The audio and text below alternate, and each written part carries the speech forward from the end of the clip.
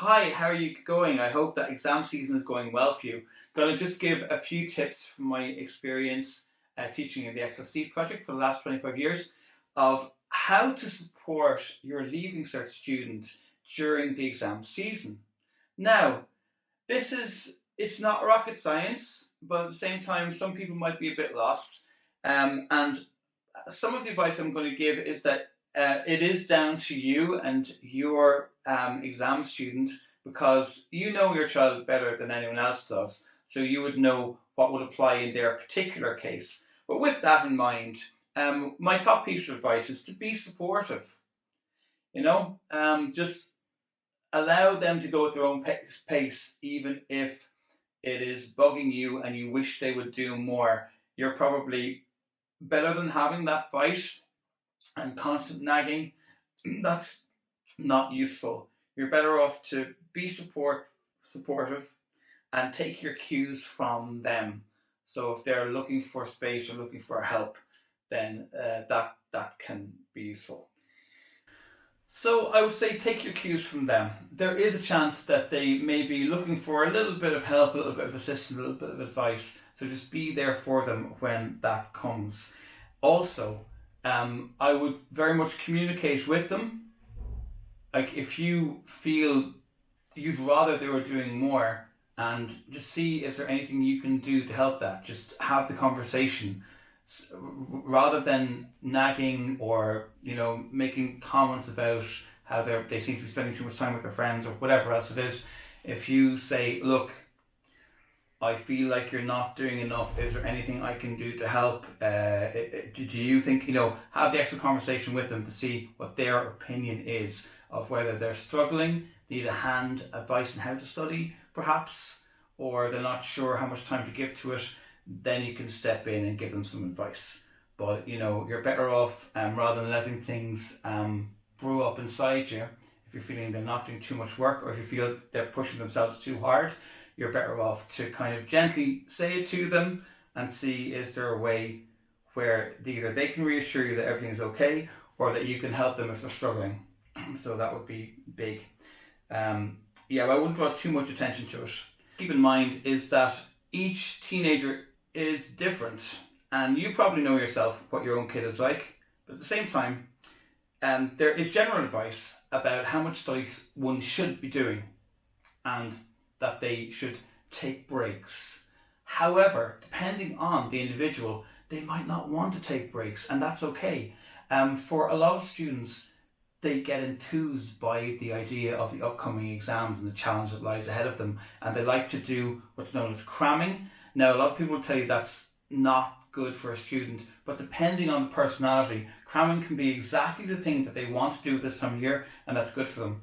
So if you have the kind of student who gets energized by the challenge of the exams and does prefer to do long cramming sessions, and if they, you just see, are they generally thriving and generally, not putting too much into their study and getting some kind of a balance. So if you have someone who crams, just do try and make sure that they're getting their meals in, they're getting enough sleep, and those kind of things as well, to kind of gently tell them to pause. But at the same time, I wouldn't have enforced breaks or to be telling them to chill out or relax all the time, because cramming can be very useful when it comes up to the Leaving Cert exams. Now, some students study differently. Like, it depends on the person. Like, you might want them to be studying in silence and think that there's a certain atmosphere that goes along with studying, but it's not necessarily true. People study in many different ways. Like, for example, I know someone who really just can't take it in unless they have background music. Background music really helps them. Or even someone who will have TV on in the background and tune in and out of a TV program while they're studying, and that helps them take in more because they're more relaxed. So you may have a student who's like that, a child who's like that, who that helps them study. I myself, when I was younger and I would study for an exam, I would pace. I couldn't sit still.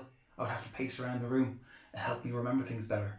So just remember that there's so many different ways for people to study, and just allow for that as well. Hmm. Hmm. Okay. Also, at this time of year, even though the Leaving Cert it's relatively serious and people get worked up about it and get quite anxious about it and think this is the most important exam of your life, it is not the be all and end all, and that's an important thing to emphasize. If there is, for example, an important family occasion or a big night out or something that your student would like to be part of, then they absolutely should be part of that. Try and work these things in. Don't. I wouldn't mortgage the present for the future. You know what I mean? In the case of those unfortunate people who went to Stardust, they didn't have a future. So you're better off that this year, right now, even though there's their Leaving Cert year, it also is part of their life and they want to make good memories this year as well and enjoy themselves this year. So that is quite important. If there are things like, say, a musical that's coming to the Bord Gáis Theatre that they want to watch, they're better off going up and having that time and enjoying that experience rather than saying, oh no, it's the Leaving Cert, I need to study, I'm not going to do that. So absolutely, I wouldn't rule out fun activities during exam season. However, what I would warn against is taking that too far and arranging fun family activities that your exam student kid would like to be part of, when it might be better off to hold off until July to do that thing, you know, that I wouldn't be deliberately putting fun stuff in place where they feel they would rather do that than study if they are kind of aching to kind of get a bit of study done. That would be a distraction. So I wouldn't necessarily schedule too many cool family outings or anything during this time. So there would be some of my major tips for any parent who has a teenager who is facing into the Leaving Cert this June. Most importantly, remember, it's not the be all and end all. Try and let them go at their own pace. Try not to nag too much. Remember, there's loads of different ways of studying, and don't let the Leaving Cert get too much in the way of enjoying life. All the best of luck to your Leaving Cert kid. Over and out. I've been Eoin Jackson, and this has been fun.